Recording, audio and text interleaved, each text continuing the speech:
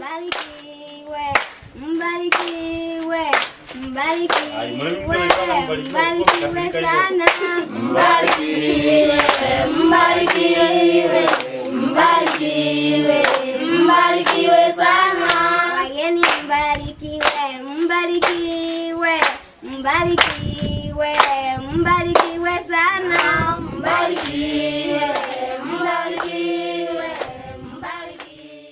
Vi besøger her Yvonne Kangaris hjem. Vi bliver vist rundt og bliver hurtigt bekendte med familiens tragiske historie.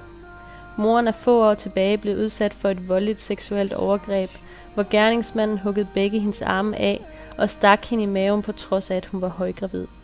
Barnet overlevede mirakuløst. Familien har ingenting, men deres børn bliver sponsoreret. Det har betydet, at familien har modtaget 2 geder gennem sponsorprojektet, som nu har udviklet sig til en hel flok på bare 2 år. Det er familiens eneste levebrød. Hverken moren eller faren har beskæftigelse, og familien er meget begrænset efter morens handicap. Dertil tager de sig af bedstemoren, som er blind, og i øvrigt også bor i den lille lerhytte på meget få kvadratmeter. På trods af dette står moren og faren sammen, og vi blev mødt med stor taknemmelighed.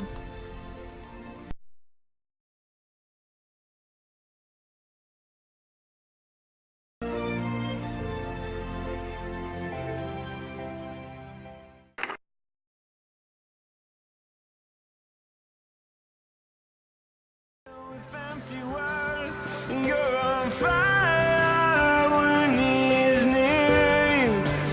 You're on fire when he speaks.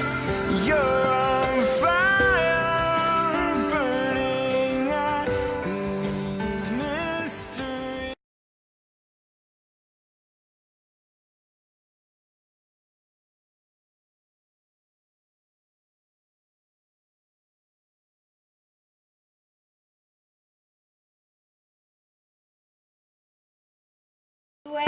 Mbarikiwe, mbarikiwe, mbarikiwe sana.